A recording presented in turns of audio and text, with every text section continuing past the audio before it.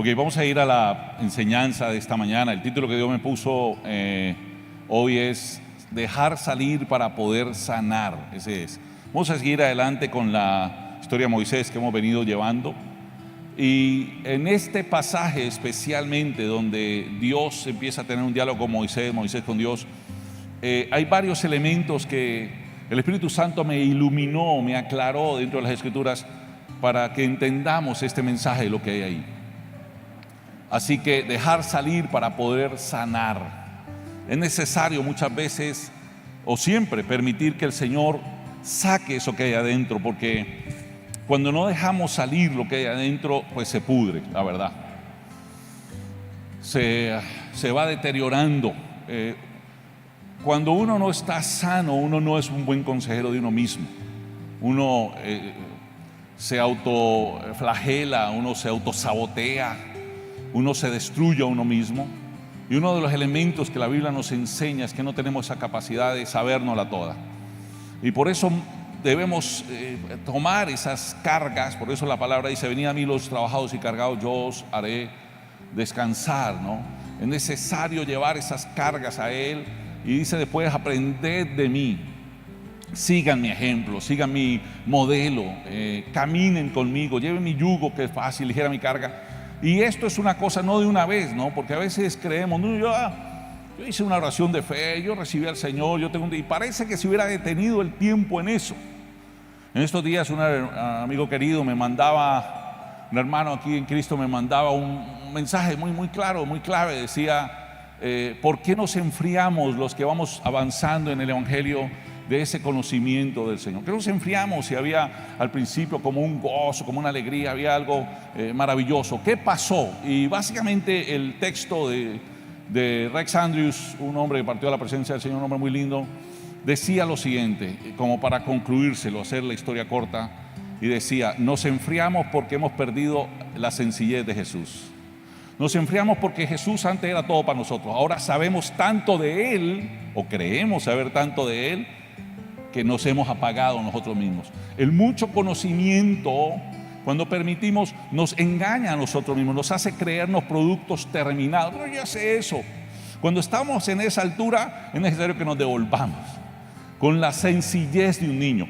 Por eso Jesús, lo primero que hace cuando está hablando cuál es el más grande entre todos, toma un niño y lo pone en medio.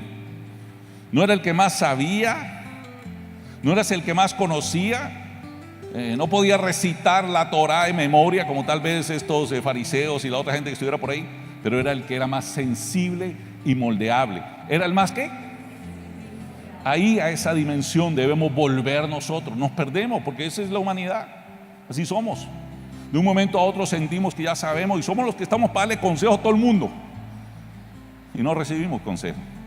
Y el que no oye consejo, ¿y quién quiere llegar a viejo? Pero está hablando de eso no habla habla de la sabiduría. El que no oye consejo no se vuelve sabio. Nosotros cada día lo que debemos permitir es ser más sabios. ¿Y cómo sé dónde reflejo eso? Yo lo reflejo en la vida en que amo más y odio menos.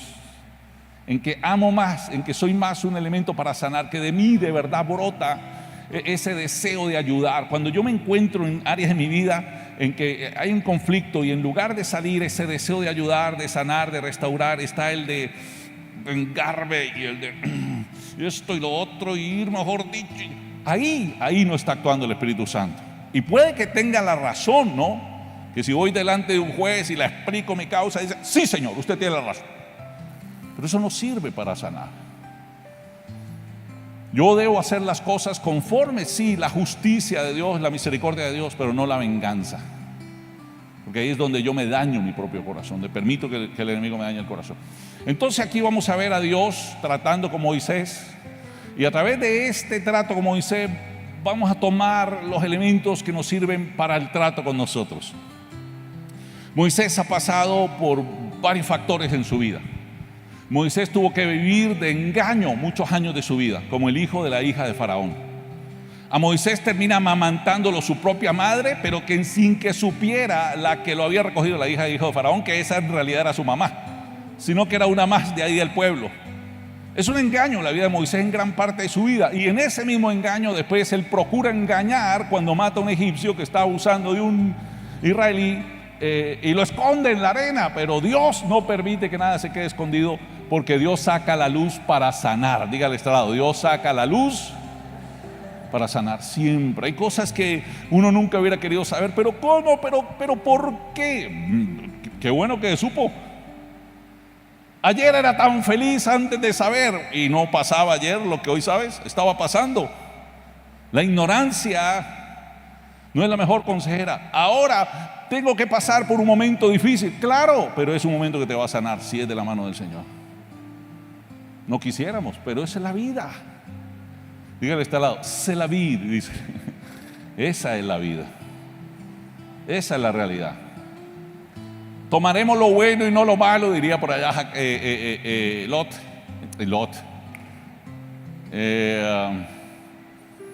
Job. Recuerdo que alguna vez estaba predicando en Estados Unidos, por la primera vez que estaba predicando en Estados Unidos, y muchas de las palabras yo no entendía bien cómo pronunciarlas en las palabras de la Biblia y de otras palabras más, pues. Y de pronto yo llego a la palabra Job y le llamo Job, porque así se escribe. Y no, es Job. Pero se escribe J-O-B, se escribe igual que trabajo, se pronuncia diferente. ¿Por qué? Yo no sé, así es el inglés. Entonces entendí una clave que le voy a dar en inglés. El inglés no es como lo lee, es como lo pronuncia. Así que afine el oído. Dígale a este lado: afine el oído. Uno debe imitar lo que dicen, así uno aparezca nada letras que están ahí. Así hablan. Entonces tiene Job, para diferenciarlo de job, que es trabajar, y esa J se vuelve una Y, job. Pero bueno, terminando ya el curso de inglés con el pastor Diego. Y volviendo a esto, Job precisamente dice: aceptaré lo bueno y no lo malo de Dios. Me negaré a recibir. Dios dio, Dios quitó, sea bienaventurado el nombre de Dios. Qué difícil es decir eso, y nunca quisiéramos pasar por ahí. Gracias a Dios, hay pedacitos que a veces, no toda la historia de Job, con la gracia del Señor. Pero hoy vamos a ver este pedazo, este diálogo. Vamos a ir rápidamente porque el tiempo nos es escaso. Hoy le cedimos a la alabanza todo lo que quisieron. Gloria a Dios. ¿Cuántos dicen gloria a Dios? No, fue una cosa maravillosa. Así que lo primero que encontramos es que Moisés huía de ella. Es lo primero que vamos a encontrar. Punto número 1, en este texto. Así que la palabra nos dice lo siguiente. Hoy estamos viendo Éxodo capítulo, si quiere vamos poniendo por favor capítulo 4 de Éxodo, del 1 al 17. Perfecto, y arranca por el 1. Léalo conmigo la iglesia, por favor. No, voy a invitar a alguien a leer. Aquí le invitamos aquí al pastor. Entonces Moisés respondió diciendo: he aquí que ellos no me creerán ni oirán mi voz, porque dirán: no te ha aparecido Jehová. Y Jehová dijo: ¿qué es eso que tienes en tu mano? Y él respondió: una vara. Nosotros cerramos hace 8 días atrás con que Dios le dice quién es él y que vaya y que la señal es muy sencilla. Porque Dios no tiene duda, la señal es muy sencilla. Esto lo predicamos por internet hace 8 días, ¿no? Ahí puede estar, la prédica está todavía en internet.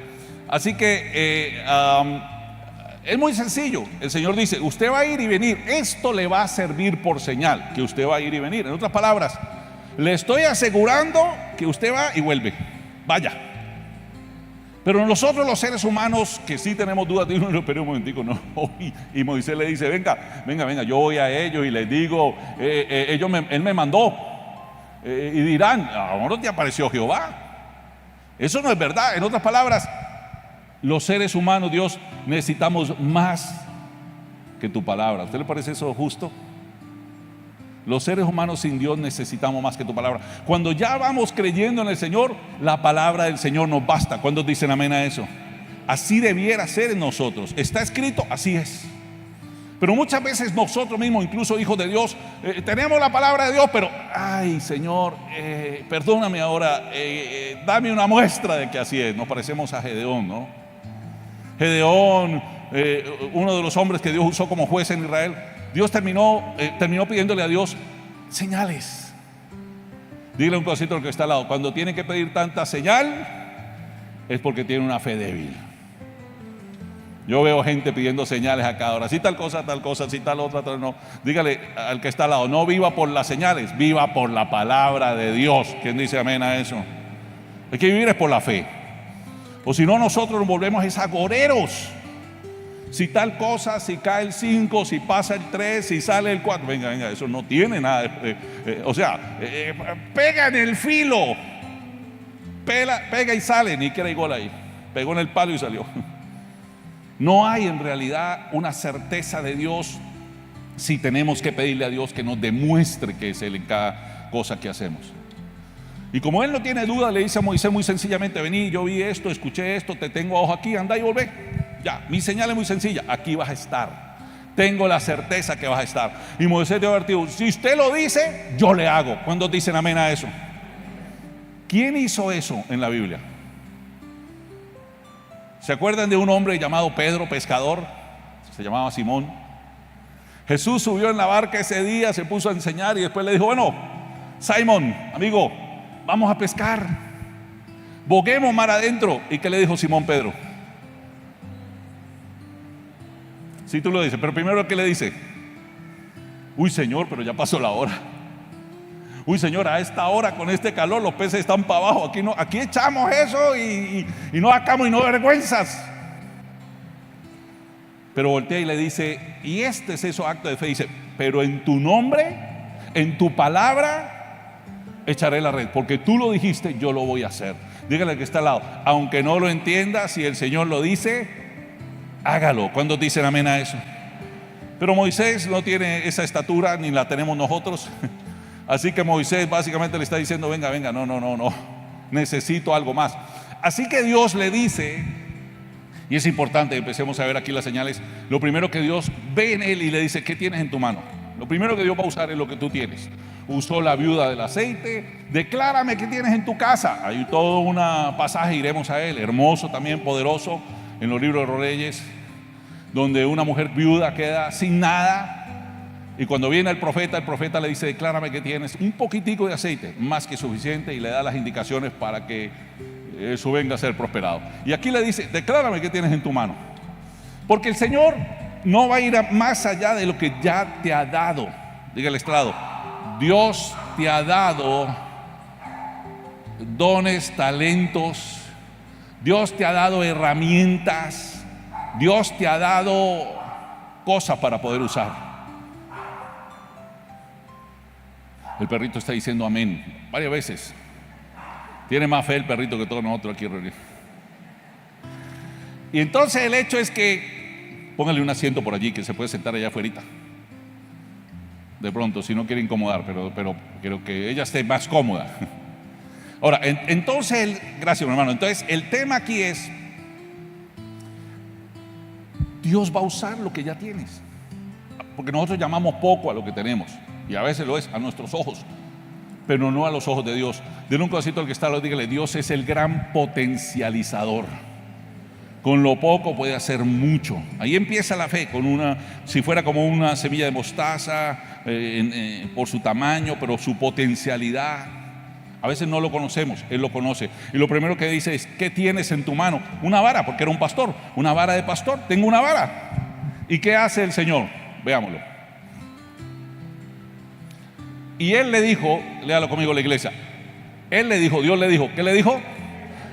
¿Cómo diría Dios? Échala en tierra. Y Él la echó en tierra y se hizo ¿qué?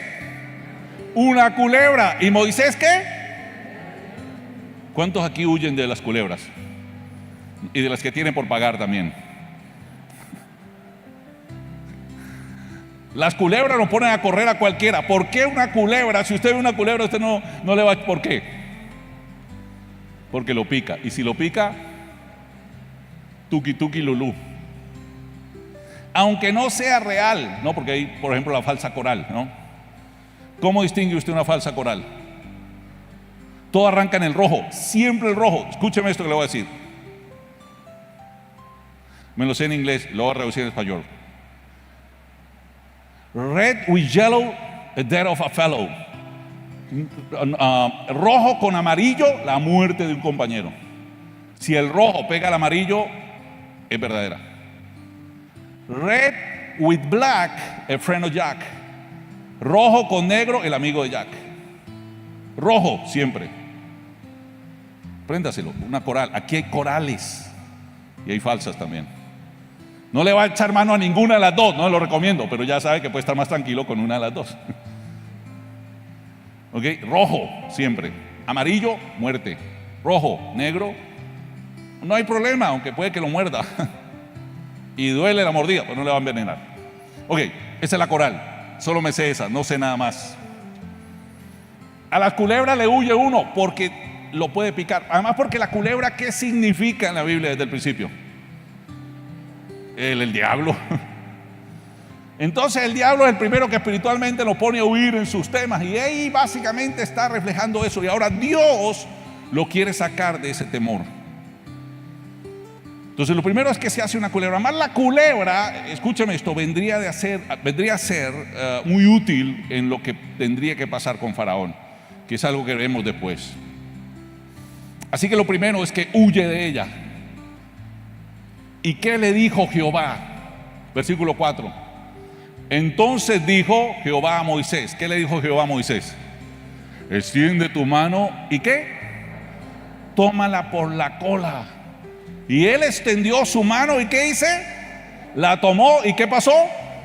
Se volvió vara nuevamente. O sea, entendamos esta claridad espiritual. Escuchemos esto, es lo que el Señor me trajo en revelación, como dirían algunos. La serpiente siempre significará mentira, muerte. Por lo tanto, la cabeza de la serpiente trae mentira o trae muerte. Pero si la agarras por la cola, no es, o sea, lo contrario de la mentira es que busca la verdad en el Señor y no la mentira en el diablo. No solo huyas. ¿Cuál es la verdad en todo esto? ¿Cuál es el propósito de Dios? Dios, ¿qué tiene en esto? Tómala por la cola. No le huyas, voltéalo. Busca en Dios la respuesta. Le huimos a las situaciones, a veces son muy difíciles, y más una culebra, vuelvo y digo, nos llena tanto de temor que no queremos saber nada de ella. Cerramos la puerta, ahí hay una culebra, yo ni la voy a tocar. Vení, es que no se toca eso. En el corazón no podemos huir sencillamente de los problemas. Yo he escuchado gente decirme, tiene un temor, no, pero yo ya y le intenta casi que tú la cerré y no existe, no existe, existe. Ese temor no se va a ir si no lo enfrentas. ¿Cómo enfrento ese temor? Con la verdad de Dios. ¿Cómo enfrento el temor? Lo tomo por la cola, le doy la vuelta. Es la mentira. ¿Qué dice Dios al respecto? En diferentes situaciones de la vida, ¿qué dice Dios al respecto? Sobre eso, sobre ese asunto. Anda a Dios. Es que me es tan incómodo, doloroso, incómodo. No importa, ¿qué dice Dios? Porque solo cuando encuentro la respuesta de Dios se vuelve a ser vara. Soy guiado por el pastor. De resto estaré huyendo de la culebra. Cuando lo tomo con la verdad, vuelve a ser vara en mi mano. Tengo la verdad revelada de Dios. Sigamos, ¿qué más pasa? Mete tu mano en tu seno. Y esto es fundamental, de ahí viene el título de la prédica. Mire lo que ocurre. ¿Quién va a leer? Tim Marín de Doping Hueco. ¿Quién lee? Va a leer nuestro gran asador. Hoy no está asando porque es el Día de la Madre, así que hoy ha venido a acompañarnos. Por esto creerán que se te ha aparecido Jehová, el Dios de tus padres, el Dios de Abraham, Dios de Isaac y Dios de Jacob. Van a creer, van a ver, van a escuchar, ellos van a saber, porque están ocurriendo milagros, porque los vas a llevar de la mentira a la verdad. Pero ¿qué más ocurre? Sigamos.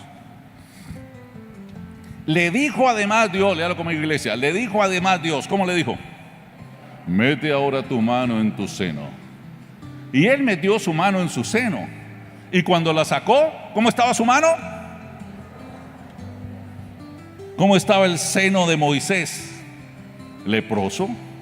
¿Qué es el seno? El pecho. ¿Qué hay en el pecho? Bueno, en el de la mujer es lo que los bebés usan para amamantarse. Y los bebés, bueno, tengo 2 nietas, en la etapa de amamantar, la mamá significa leche, punto. La mamá soluciona todo. Si tiene hambre, si tiene sueño, si tiene lo que sea, ella va allá. Bueno. Pero detrás de eso late ¿qué? Nuestro corazón. Así que cuando sacó la mano, ¿qué había en el corazón de Moisés? Lepra. ¿De dónde venía esa lepra? De todo lo que había guardado en su vida. Ser un engañador, hijo negado, teniendo que vivir, o sea, todas las cosas que se fueron metiendo en su corazón. Y Dios permite que primero saque y vea su condición. Por eso duele, ¿no? Si vos sacas tu mano y uy, pero así de podrido estoy, sí, pero gracias a Dios no te va a dejar así. Es una de las primeras cosas que Dios hace para poder sanar. Es necesario sacar cómo está mi corazón en realidad. Así que después el segundo proceso, además porque Dios tiene que prepararlo, porque Él va a representar a Dios en una guerra espiritual brutal contra el imperio y la potestad del aire. En ese momento se había establecido a través de Egipto, que había esclavizado al pueblo de Dios, y Él por el poder de Dios habría de sacarlos libres, no por el poder humano. No vendría un ejército más fuerte de Faraón, no lo vencerían con las armas, lo vencería espiritualmente primero, pero eso derrotaría a los dioses y terminaría por arrodillar al propio Faraón. En esa guerra espiritual estamos nosotros, pero muchas veces nos perdemos. Creemos que si el asunto no lo arreglan humanamente hablando, entonces el asunto, no, hay un Dios poderoso, primero que todo. Claro, después existirían los juicios y otra serie de cosas que tuvieron que venir humanamente, pero sobre todo esa presencia de Dios. Pero Moisés no estaba listo para ir a Faraón todavía. Era necesario que hubiera un cambio en él. Así que lo primero que saca la mano, la encontró leprosa como la nieve. ¿Y qué volvió a pasar? Sigamos, por favor. Vuelve a meter tu mano en tu seno. Por segunda vez, la mano leprosa la mete en el seno. ¿Y qué ocurre? Léalo conmigo. Y dijo: vuelve a meter tu mano en tu seno. Y él volvió a meter la mano en su seno. Y al sacarla de nuevo, ¿qué? Se había vuelto como la otra carne. Estaba perfectamente restaurada. Dile un cosito que está al lado, dígale: Dios está sanando tu corazón. Solo Él puede sanar tu corazón. No importa lo que usted tenga que enfrentar. Él no había solucionado el enfrentar a Faraón, apenas estaba siendo preparado para enfrentarlo, pero estaba sano. ¿Pero estaba qué? Solo así uno puede enfrentar las dificultades en la vida, sano en el Señor. Porque si no, las dificultades lo vuelven a uno como ellas. Napoleón dijo alguna vez, dijo varias cosas, algunas de ellas de resaltar, esta puede ser una de esas. Ten cuidado de tu enemigo, le dijo, no sea que termines pareciéndote a él. Ten cuidado de tu enemigo, no sea que ¿qué? Usted tanto odia a alguien que termina por imitarlo, inconscientemente. Termina después, porque ahí se cumple la palabra: no juzguéis para que no seas ¿qué? Con la vara que mide será medido. Es increíble. No, pero eso no me va a pasar a mí, yo nunca soy de esa persona. No. Eso ha dicho mucha gente. Entonces, ¿qué debo hacer? Anda en el poder del Señor, no en tu poder. Porque Faraón tuvo que enfrentar a ese enemigo y vencerlo. Pero Moisés tuvo que enfrentar a Faraón, símbolo de Satanás, símbolo del opresor, símbolo de Satanás, y vencerlo, pero lo venció espiritualmente, pero no se dejó contaminar con él. Mientras el otro se llenaba más de ira y el otro iba creciendo en realidad espiritual con Dios, iba avanzando en esa comunión con Dios, en esa presencia de Dios. Porque cuando la presencia de Dios está en tu vida, tú estás pleno. No hay angustia, no hay azare, no hay, está pleno en Dios. Entonces los ojos no deben estar puestos en el enemigo, están puestos en el Señor, que da la estrategia para vencer esas situaciones en tu vida. Volvió a meter la mano y ahora salió sana. Él ahora lo está sanando. Ahora el Señor lo que quiere decir: yo estoy trabajando primero hay que trabajar con el corazón. Uno puede conocer mucho de Biblia, que si esto no ha cambiado, volveré sobre mis viejos hábitos. El pasado volverá a tomar control, volverá a vencerme. Porque tiene que cambiar primero el corazón. Dígale, está al lado: Dios primero cambia el corazón. Sigamos sigamos más adelante, a ver qué viene. Entonces, si aconteciera que no te creyeren ni te obedecieren a la primera señal, la de la vara, la culebra, creerán a la voz postrera. Entonces sigamos, ¿qué más dice? Vamos en el 8, vamos en la mitad. Y se harán sangre en la tierra. Ok, entonces veamos qué ocurre. ¿Quién lee? La tía Marta. Y si aún no creyeren a estas dos señales, ni oyeren tu voz, tomarás de las aguas del río y las derramarás en tierra. Y si cambiaran aquellas aguas que tomarás del río, y se harán sangre en la tierra. ¿Y se harán qué? Tomarás el agua del río y la vaciarás, y delante de los ojos de todos ellos será hecha sangre. Le está hablando ahora, eso sería uno de los juicios que vendría, porque el río completo y todas las aguas serían sangre, excepto las que bebían los hijos de Israel. Pero lo primero era la muestra a los hijos de Israel, a los ancianos, para que le creyeran. ¿Qué es el río? ¿Qué es el Nilo? El Nilo es un Dios para ellos. El Nilo les daba la comida, porque el Nilo invadía ciertas zonas cuando crecía, y de esas zonas las fermentaba, las llenaba de agua suficiente, porque es un desierto alrededor. A partir de las zonas en que el río sale y se desborda en las épocas de lluvia, en esas zonas después pueden cultivar. Pero una vez el Nilo se recoge, de ahí para allá es desierto. Entonces el río es lo más bendito que tienen, porque sienten que es el río el que les da vida. Pero la vida viene del Creador. Entonces básicamente está diciendo, esto no será agua para beber, será sangre. La sangre derramada, la sangre que se pudre, la sangre que trae muerte. Y yo orándole al Señor y le decía, entonces, ¿cuál es el tema aquí? Entonces el Señor me decía, es que la única agua de vida no es por el Nilo hecho sangre, sino por la sangre que derramó Jesús en la cruz, porque Él es la verdadera agua de vida, y cuando bebemos en Él tenemos vida, no cuando confiamos en ninguna de las cosas materiales. ¿Cuántos dicen amén a eso? Denle ese aplauso al Señor, vamos de corazón, anímese en esta mañana. Así que aquí hay una realidad espiritual que a veces orando al Señor me la hacía entender. Ellos confiaban en lo material, y mientras lo tuvieran, después leía el libro de Proverbios, el hombre rico está confiando en sus riquezas como si fueran una fortaleza. Cuando tienen una dificultad, mira la cuenta de banco y dice, pero vamos bien, hasta que cae la fortaleza. Por eso el Señor nos lleva a confiar mucho más allá, aunque llegue a darnos la provisión. No es mirar al banco, es mirar al proveedor. No es mirar si tenemos o no, mirar a aquel que ha dicho que nos sostendrá de su mano derecha, nunca nos abandonará, nunca nos dejará, siempre nos levantará con su diestra poderosa. ¿Cuántos dicen amén? No es en lo temporal. Así que el Nilo, claro, y pasaba, yo nunca he estado frente al Nilo, pero he estado frente al Amazonas en un par de ocasiones. El Amazonas es más caudaloso aún todavía, y es selva lo que ves alrededor, y lo que llueve es impresionante. El Amazonas es un río especial, porque si vas a ciertas épocas del año hay lugares donde no pueden navegar, solo por el caudal central. Pero en otras épocas del año hasta la selva la cubre, solo quedan los grandes árboles, el resto está todo cubierto cuando llueve mucho. Pero eso quiere decir que se levantan las aguas, pueden ser por encima, la gente se va a vivir.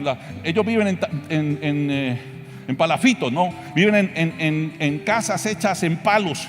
Y aún así, cuando llueve el río, empiezan a pegar tablas con puntillas por ahí 1 metro, 2 metros más arriba, y se mudan para arriba, porque el agua ahí está abajo, ha tapado toda su sala, lo que tenían ahí. Y empiezan a vivir como medio micos allá arriba colgados en esas tablas. En 3 meses no se puede navegar. O sea que el agua que baja, la corriente que baja es brutal.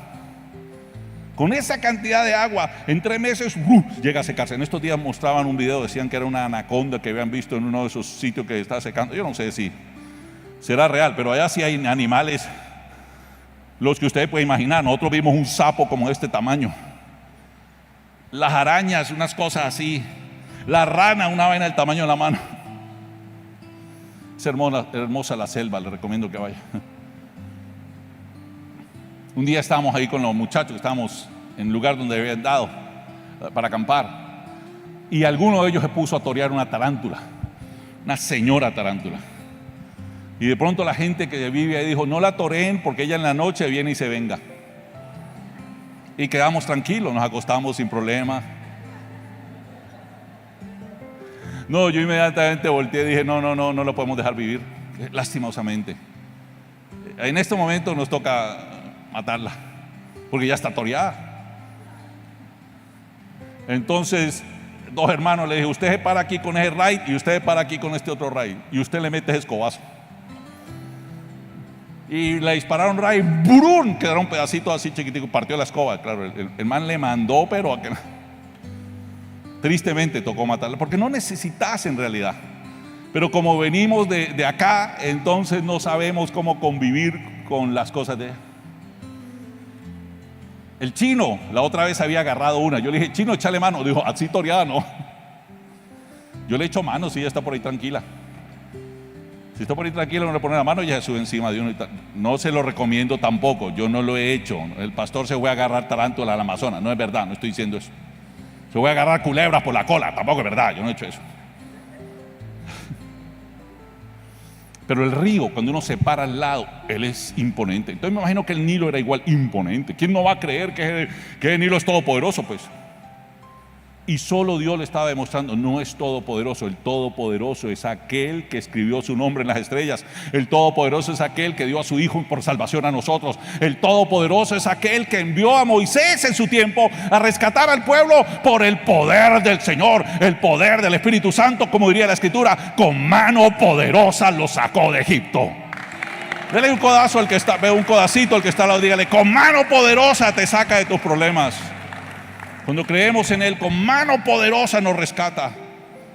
Vuelvo y digo, vivimos en un mundo que nos presenta el majestuoso Nilo, la temerosa serpiente, y todo eso nos llena de temor. Sabe el diablo que si nos gana el corazón en temor y nos llena con esa lepra, no vamos a poder avanzar.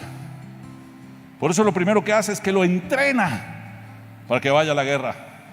Y así como he vencido todos estos diosesitos de Egipto, así te envío poderoso, porque mi presencia va contigo. Por eso más adelante le diría, cuando dijo no, ya había sacado al pueblo de Egipto, y le dijo: no, voy a enviar un ángel, porque este pueblo es duro y de pronto termino destruyéndolo.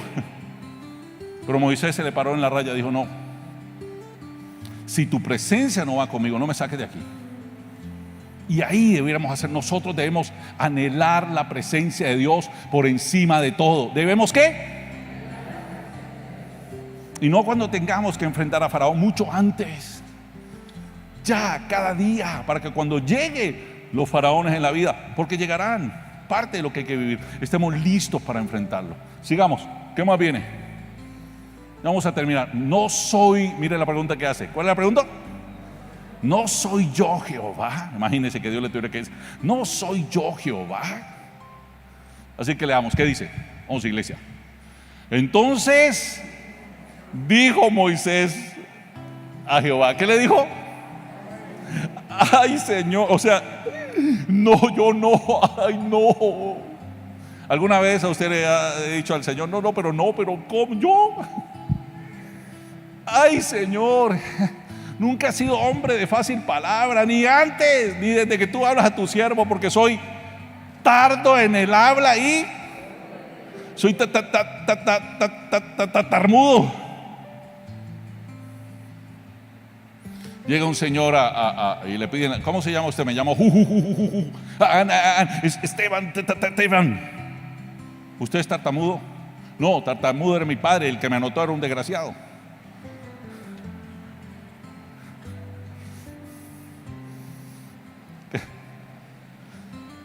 Como un vendedor de Biblias, ¿no? Usted sabe, conoce la historia del vendedor de Biblias. La Sociedad Bíblica Unida, un día llegó un vendedor de Biblias tartamudo. ¿Usted sabía esa historia? Dice que es verídica.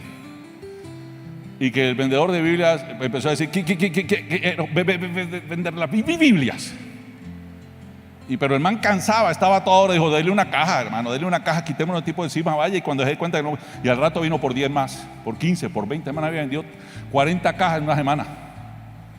Uy, ¿cuál es la técnica suya? Lo reunieron al equipo de venta, no, pues si este man tartamudo vende, ¿cómo eran los otros, pues? Y entonces lo reunieron, le dijeron, bueno, ¿usted qué hace? Le dijo, no, yo hablo la Biblia y le digo, o me la compra o se la leo. Me las compran.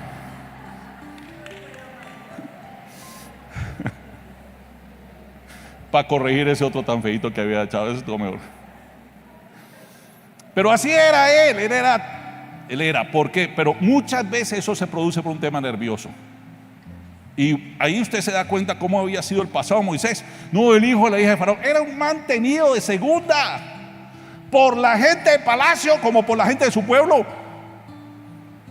Pero a esos pocos que parece que no sirven para nada, de los que Dios más usa, dígale a este lado, no eres poco a los ojos de Dios. A los ojos de Dios eres precioso, dígale. ¿Cuántos dicen, soy precioso a los ojos de Dios? Él me ha estimado y me ha amado y por eso ha dado su Hijo por mí. ¿Cuántos dicen amén? Denle un aplauso al Rey de Reyes si lo cree de todo corazón. Sigamos, ¿qué más vamos a encontrar aquí? Y Jehová le respondió, ¿quién dio la boca al hombre? ¿Quién hizo al mudo y al sordo, al que ve y al ciego? ¿No soy yo, Jehová? ¿No fui el que hice todo? Puedo hacer lo que quiera. Dígale a este lado, Dios puede hacer lo que quiera. Ahora pues, ve y yo estaré con tu boca y te enseñaré lo que haya de hablar. Pero ahí eso no se encuentra, esa duda de Moisés. Y me encanta que la Biblia no lo oculte. Y me encanta que no lo oculte, porque si Moisés hubiera salido de uno hubiera dicho, uy, es que Moisés de qué estaba hecho. Como lo sorprende uno a veces a Abraham. Abraham tiene también sus cosas, pero Abraham tiene otras que uno dice, Abraham. Dios le dice a Abraham, anda, ofréceme tu hijo en sacrificio. Y el otro día arregla la burra, arregla la cosa y dice, camina muchacho, lo va a matar para Dios. No le dijo así. Pero cuando iban subiendo al monte de Dios, el muchacho le pregunta a Abraham, papá, mira, aquí está el fuego, aquí está la leña. Porque el fuego no lo sabían crear en esa época, lo llevaban de un lado a otro en una antorcha o en una hoguera. ¿Dónde está el cordero del sacrificio? Se nos olvidó lo principal. Si vamos a ofrecer un sacrificio a Dios, hay que presentar un corderito. Y Abraham tenía tal fe y tal certeza en Dios, que es la que nosotros deberíamos tener, que sin pestañear volteó y le dijo, Dios se proveerá de un cordero para el sacrificio. Claro, hablaba de Jesús al final, pero su duda, no había duda. Dígale a este lado, que no haya duda en nuestro corazón. El mismo Dios que nos llamó es el mismo Dios que nos sostiene, nos sostendrá. Es el mismo Dios que dio, que dará. Es el mismo Dios que nos ayuda y nos ayudará. Es el mismo Dios que nos ha amado con todo su corazón. Él se proveerá. Hay momentos en la vida, recordemos a Abraham, y no fue así fácil, no podemos devolver, pero a veces nos parecemos un poco más a Moisés. Pero venga yo, y él le dice, yo voy a estar y yo te voy a enseñar y tu boca la vas a abrir, yo la voy a llenar de palabras. Uno de los salmos dice así incluso. Sigamos. ¿Qué más dice? ¿Qué pasa ahí? Entonces Jehová le sacó la piedra a Dios. Él que tiene toda la paciencia. ¿Cuántas veces ha perdido la paciencia con nosotros? Ay, Dios mío. Bueno, hacemos equipo con Moisés, no estamos solos. Sigamos. Y él le dijo, ¿qué le dijo? Ay, Señor, envíate ruego por medio del que debes enviarlo, búscate otro. No, yo no voy a ir a hacer eso. Y así que, ¿qué le dice el Señor?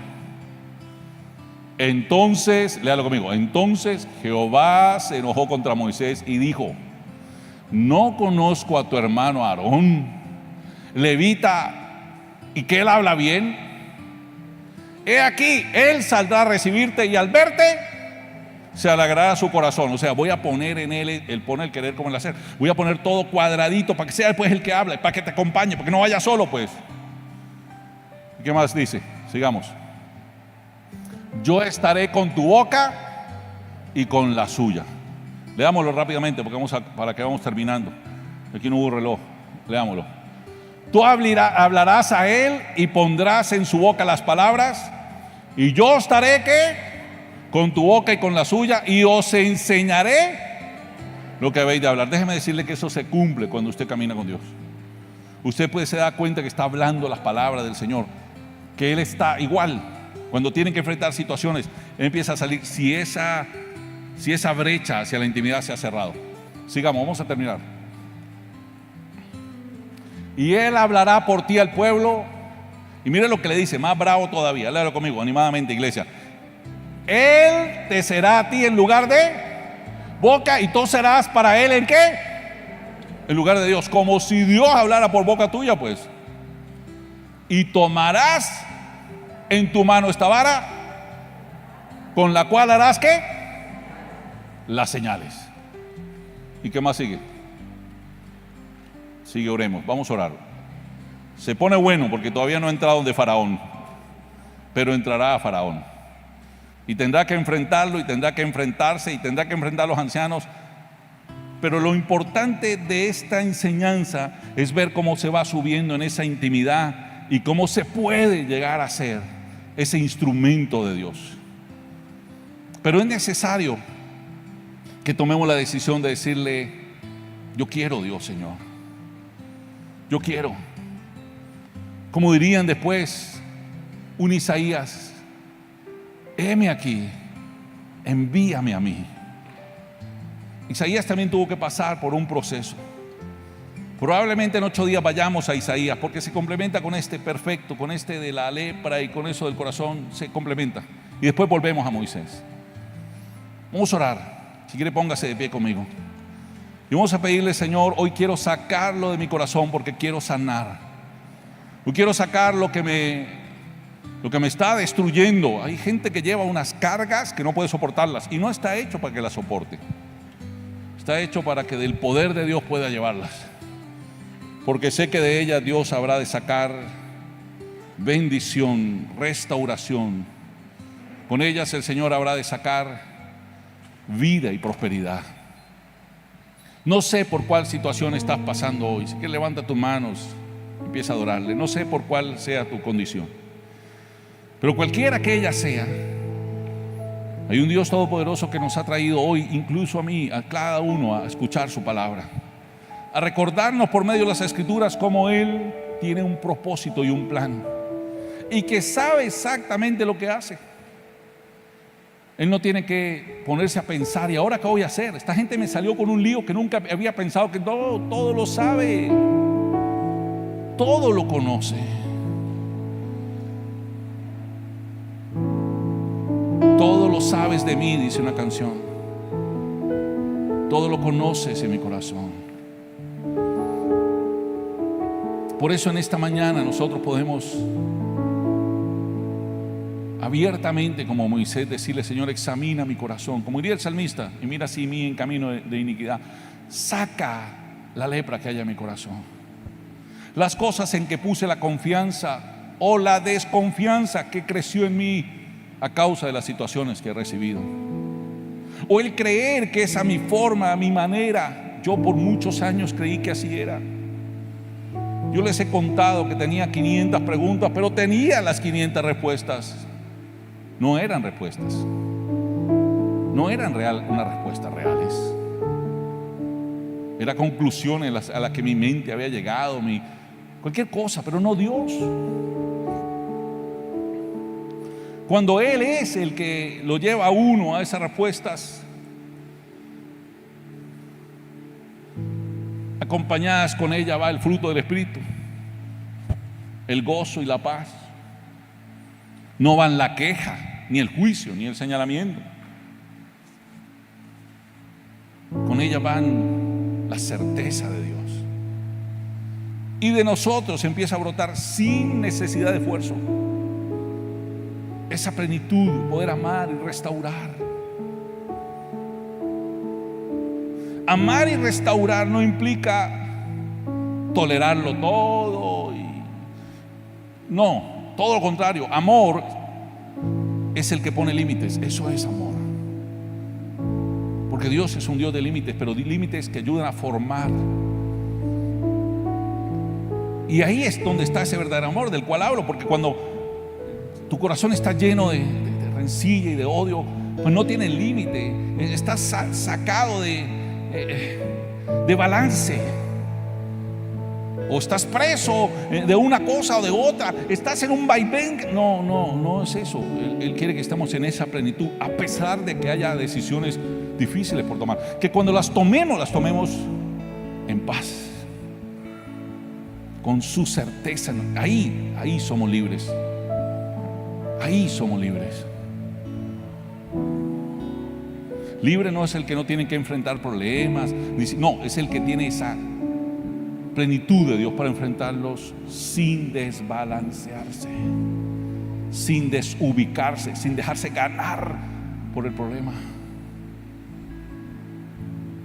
Eso es lo que Dios llevó con Moisés, porque Moisés tendría que enfrentar a Faraón y eso iba a ser complicado, y a los magos de Faraón y al pueblo, y Moisés no se podía salir de la ropa. Pasó en algún momento y le costó, pero en la mayoría del tiempo la Biblia nos recuerda, y no había hombre más manso sobre la tierra que Moisés. Y a causa de esa mansedumbre Dios podía entrar a defender a Moisés, porque a causa de nuestra torpeza Dios se hace a un lado y dice: ya que te metiste, arréglalo tú. Así que yo no sé cuál sea la situación por la cual usted esté pasando, y créame que Dios lo trajo aquí con un propósito: de sanar, de restaurar, de levantar, para que cuando tenga que enfrentar las culebras, cuando tenga que enfrentar la lepra, cuando tenga que enfrentar lo que venga, pueda sanar, restaurar, pueda tener una salida poderosa de la mano de Él. Voy a invitarlo a tomar la mano del que está al lado y vamos a orar los unos por los otros. Y vamos a decirle: Señor, en esta mañana oramos por mamá nuevamente. Hoy es su día, pero oramos sobre todo por ese amor maternal y paternal que viene de ti, Dios, porque tú diste al hombre y a la mujer, tú diste al papá y a la mamá. La mamá ama porque tú amas primero, y si alguien enseña a amar, eres tú. Y hoy te pedimos que nos enseñes a amar como tú amas, con un amor balanceado, con un amor que pone límites, con un amor que puede decir sí como no, con toda la tranquilidad de su corazón, sin entrar en todo un tropel de emociones. No, porque hay una certeza de lo que tiene que hacer. Esto es lo que Dios le estaba transmitiendo a Moisés: Moisés, tú te tendrás que enfrentar con algo muy difícil, pero no vas a estar solo y vas a estar entrenado. Y así es con nosotros hoy, ni solos y entrenados por Él. Así que levante la mano de su hermano y dígale: gracias por este hombre, esta mujer, porque creemos, amado Dios, que tú vas con él en lo que sea que tenga que enfrentar, y tú le entrenas para enfrentarlo. No será derrotado, será en ti más que vencedor, porque tú venciste en la cruz, y junto contigo y en ti somos más que vencedores en Cristo Jesús, que nos amó. En el nombre de Jesús, amén y amén. Gracias, Señor. Dele ese aplauso al Rey de Reyes. Gracias. Te bendecimos, te adoramos, te exaltamos. Creo que podemos dar lo mejor todavía. Gracias. Nos entrenas, nos llamas, nos preparas, nos instruyes con tu amor inagotable, Señor. Gracias.